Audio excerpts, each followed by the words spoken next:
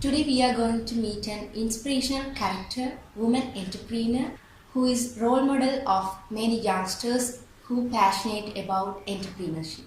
In our society, most of the ladies don't involve in leading or forwarding roles, but she is one of the most successful entrepreneur in Sri Lanka. I know all of you are waiting for her interview. Let's welcome Mrs. Kalikavi Raghu. Hello, Miss. First of all, we would like to hear about your schooling and university life. Could you please brief it? I schooled at Hindu Ladies College, Vellavatha. I started my entire knowledge, whatever I have right now, started at my school, and I was a graduate from University of Colombo.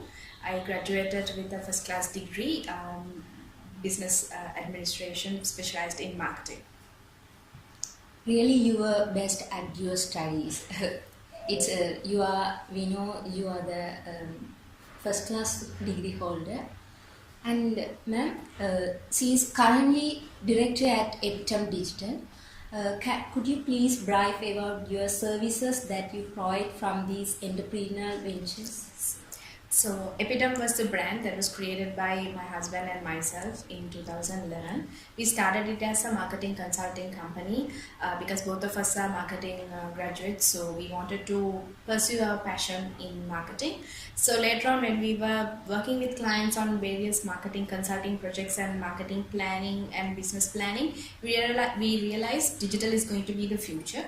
So Epidem Digital was started because of that. Epidem Digital is a fully fledged digital marketing agency providing web development services, social media marketing, digital marketing, as well as search engine optimization services. It's amazing you are fully digitalized services that you are provided. Um, can you explain the story behind the EPTA? How could you start your business and the initial story behind the EPTA? Actually, the meaning of epitome is something very perfect. For example, you can call someone epitome of knowledge if they have all the knowledge. So, epitome is an adjective that describes what is perfect or what is a complete thing or an example for a certain element. So, epitome was started, as I already said, it was started by myself and my husband. So, basically epitome is actually the passion that we have towards marketing, so it's a reflection of that. So it was a combined effort of both of our knowledge and our aspiration to build a brand. So we didn't want to work under someone, we wanted to pursue a career that is built entirely by ourselves. It's really inspiring one. Uh, the next question is, can you tell me the monthly revenue of your company? So we work on a monthly revenue basis, I mean monthly retainer. So we charge our clients for the monthly services that we provide. So it almost 1 to 1.5 million per month. You are from fully marketing side. So how could you manage the IT sides? Entrepreneurship is all about learning. So I might be from a marketing background, but then again when it comes to business, it becomes my responsibility to understand all the technical aspects as well, so that I'll be able to make better decisions. So basically marketing background helped me a lot to understand the client's requirement and accordingly provide customized services. And in terms of the digital aspects, the new trends, let it be a Facebook advertisement platform or a Google advertising platform or all other technical related things about web development, it was actually a learning. It's a continuous learning. Right now also I'm learning. So it is a learning experience that I get from everyone I meet, people whom I talk to from the industry. So that's how it evolves. I mean, it's a continuous process that happens every day. She is the best example of the learning process does not end. Ma'am, what's the reason that you choose to start a company instead of working somewhere else? Um, Actually, I was working for some BPO and other companies before starting the business. But then again, For this question, the main answer is it's my husband's aspiration. He wanted to start something on his own. He doesn't wanted to work under someone, and he wanted to have his own rules and way of doing businesses. So when he decided to have establish his own company, so I joined him, and for me also it felt it was correct decision that we made, and we are happy about that right now. So, your husband is behind your every success and the decisions that you made. It's really nice. Mm. As a girl, when you start a business, we know there are many social impacts that you faced. What are the main social impacts that you faced from your family or your friends? Okay. The first reaction was negative. Especially my mother and my relative, they weren't very happy that we wanted to start our own business, because it's a mentality that is already there, like getting a government job with a pension is more secured and the life will be happier. So we were against that norm, so it wasn't a very pleasant experience for us when we started.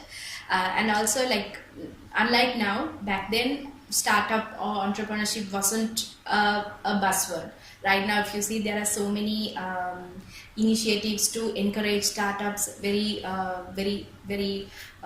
influential people are getting involved and encouraging the youngsters to start businesses. But back then, like, say, I'm talking about 7-8 years back, it wasn't like that. Starting an own business is little.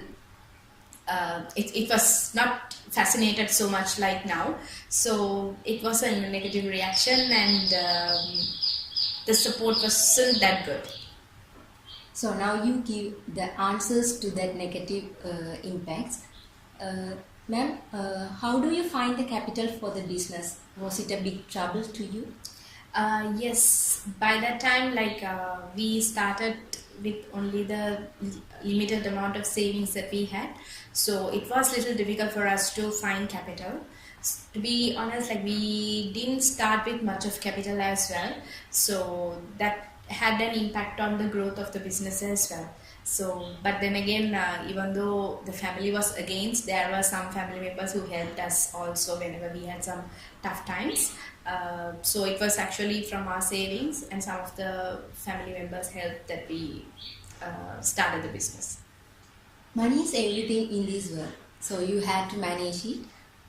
Ma'am, is there necessary for a business to start with capital?